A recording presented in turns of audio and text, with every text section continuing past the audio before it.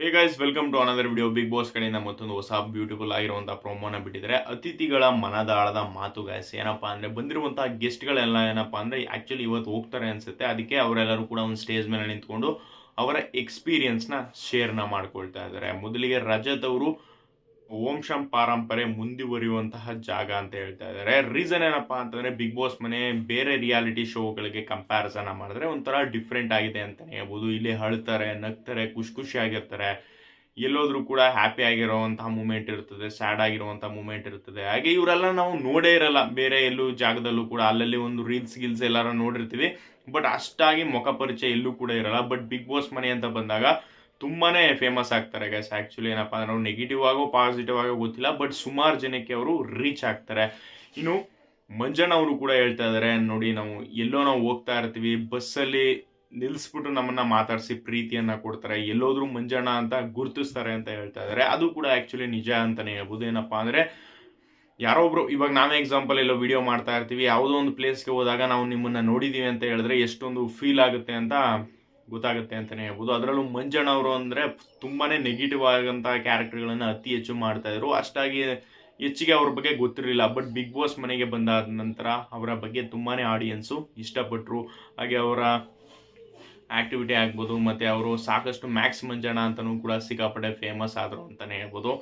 ಅದನ್ನ ಬಿಡ್ತು ಅಂದ್ರೆ ಮೂರನೇದಾಗಿ ತ್ರಿವಿಕ್ರಮ್ ಅವರು ಹೇಳ್ತಾ ಇದಾರೆ, ಕರ್ಮಗಳನ್ನ ಕಳೆದಂತಹ ಜಾಗ ಅಂತ ಹೇಳ್ತಾ ಇದಾರೆ.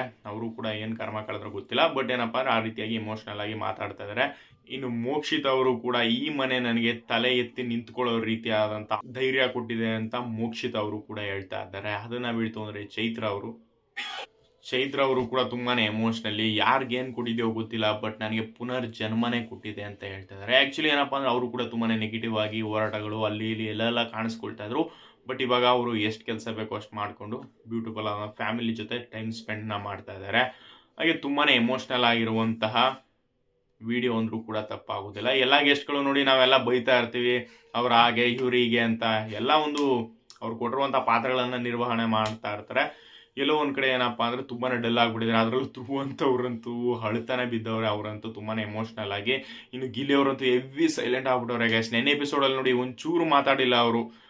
ಗಿಲ್ಲಿ ಇಲ್ಲ ಅಂತಂದ್ರೆ ಎಪಿಸೋಡ್ಗಳನ್ನ ನೋಡೋಕೆ ಇಂಟ್ರೆಸ್ಟ್ ಇರಲ್ಲ. ಏನಕ್ಕಪ್ಪ ಅಂದ್ರೆ ಏನಾರೋ ಒಂದು ಫನ್ ಆಕ್ಟಿವಿಟಿಗಳನ್ನ ಮಾಡ್ತಾ ಇರ್ತಾರೆ. ಬಟ್ ಏನಪ್ಪಾ ಅಂದ್ರೆ ಅಲ್ಲೇನಾಯ್ತು, ಟಾಸ್ಕ್ ಮಧ್ಯೆನೂ ಕೂಡ ಒಂದೆರಡು ಸಲ ವಾರ್ನಿಂಗ್ ಅನ್ನ ಕೊಟ್ಟರು. ಆಮೇಲೆ ಬಿಗ್ ಬಾಸ್ ಅವರು ಕೂಡ ಹೇಳಿದ್ರಲ್ಲ, ನೋಡಿ ಅತಿರೇಕಕ್ಕೆ ಹೋಗ್ತಾ ಇದೆ ನಿಮ್ಮ ರೋಸ್ಟಿಂಗ್ ಅಂತ ಹೇಳಿದ್ಮೇಲೆ ಅವರು ಸ್ವಲ್ಪ ಎಲ್ಲೋ ಒಂದ್ ಕಡೆ ಯಾಕೋ ಮಿಸ್ ಆಗ್ತಾ ಇರ್ಬೋದು.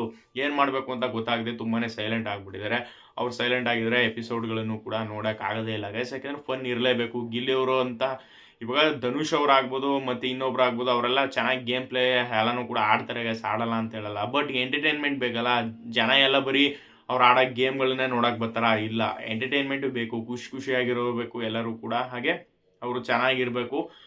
ಖುಷಿಯಾಗಿತ್ತು ಅಂದ್ರೆ ಆಡಿಯನ್ಸ್ಗಳಿಗೂ ಕೂಡ ನೋಡಕ್ ಇಂಟ್ರೆಸ್ಟ್ ಬರ್ತದೆ. ಅದನ್ನ ಬಿಡ್ತು ಅಂದ್ರೆ ಬರೀ ಗೇಮನ್ನ ಗೆದ್ಬಿಟ್ಟವ್ರೆ ಬಿಗ್ ಬಾಸ್ ವಿನ್ ಆಗ್ತಾರೆ ಅನ್ನೋದು ತಪ್ಪು ಅಂತಾನೆ ಹೇಳ್ಬೋದು. ಧನುಷ್ ಅವರು ಕೂಡ ಒಂದು ಮಾತು ಹೇಳ್ತಾ ಇದ್ರು, ಅದು ಎಲ್ಲೋ ಒಂದ್ ಕಡೆ ತುಂಬಾನೇ ಬೇಜಾರಾಗ್ಬಿಡ್ತು. ಯಾಕೆಂದ್ರೆ ಆ ವ್ಯಕ್ತಿಗೆ ಎಷ್ಟು ಅವಮಾನವನ್ನ ಮಾಡಿದ್ರು, ಒರೆಸಿದ್ರು, ಮತ್ತೆ ಮೀಸೆ ಗಡ್ಡೆ ಎಲ್ಲ ತಗ್ಸಿದ್ರು. ಆ ವ್ಯಕ್ತಿ ಏನ್ ಮಾಡ್ತಾರೆ, ಮತ್ತೆ ಸೀರೆಯನ್ನ ಹಾಕೊಂಡು ಆಕ್ಟಿಂಗ್ ಅನ್ನ ಮಾಡ್ತಾ ಇದಾರೆ. ಅದನ್ನ ನೋಡ್ಬಿಟ್ಟು ಆದ್ರೆ ಹೋಗ್ಬಿಟ್ಟು ಏನ್ ಮಾಡ್ಬೇಕು, ಮುಂದೆಯಿಂದ ಹೋಗ್ಬಿಟ್ಟು ಆಕ್ಟಿಂಗ್ ಎಲ್ಲ ನನ್ಗೆ ಏನ್ ಗೊತ್ತು ಅದನ್ನ ತೋರ್ಸ್ಕೊಳ್ಬೇಕು. ಅದನ್ನ ಬಿಟ್ಟು ಆ ವ್ಯಕ್ತಿ ಏನೋ ಒಂದು ಮಾಡ್ತಾವನೆ, ಅವನ ಬೆನ್ನಿಂದೆ ಬಂದ್ಬಿಟ್ಟು ಅವನ ಹಾಗೆ ಇವನಿಗೆ, ಅದೇ ಹಳ್ಳಿ ಕಡೆ ಅಜ್ಜಿದ್ರು ಮನೆ ಹತ್ರ ಹೋಗ್ಬಿಟ್ಟು ಹೆಂಗಸರು ಮಾತಾಡ್ತಾರಲ್ಲ ನೋಡಿ, ಆ ರೀತಿಯಾಗಿ ಮಾತಾಡ್ತಾ ಇದಾರೆ. ಅದೇನ್ ಹೇಳ್ಬೇಕು ಗೊತ್ತಿಲ್ಲ ಗೈಸ್. ಧನುಷ್ ಅವರು ಅದೊಂದು ಬುದ್ಧಿ ನಮ್ಗೆ ಇಷ್ಟನೇ ಆಗ್ಲಿಲ್ಲ. ಲಿಟ್ರಲಿ ನೆನೆ ಎಪಿಸೋಡ್ ತುಂಬಾನೇ ಬೇಜಾರಾಗ್ಬಿಡ್ತು ಅವ್ರು ಮಾತಾಡ್ತಿರೋದು ನೋಡ್ಬಿಟ್ಟು. ಹಾಗೆ ಹೊಸ ಪ್ರೋಮೋನ ಯಾರನ್ನ ನೋಡಿದ್ರಿ? ನಿಮ್ ಪ್ರಕಾರ ಹೊಸ ಕ್ಯಾಪ್ಟನ್ ಬಗ್ಗೆ ನಿಮ್ಗೆ ಏನ್ ಅನಿಸ್ತಾ ಇದೆ? ಅದರ ಜೊತೆಗೆ ಇರುವಂತಹ ಗೆಸ್ಟ್ ಗಳ ಮಾತಾಡದ ಮಾತನ್ನ ಕೇಳಿ ನಿಮ್ಗೆ ಏನ್ ಅನಿಸ್ತು? ನಿಮ್ಮ ಅನಿಸಿಕೆ ಅಭಿಪ್ರಾಯಗಳನ್ನ ತಪ್ಪದೆ ಕಮೆಂಟ್ ಮಾಡಿ. ಸಿಗದ ಗೈಸ್ ಮತ್ತೊಂದು ಹೊಸ ವಿಡಿಯೋದಲ್ಲಿ. Thanks for watching.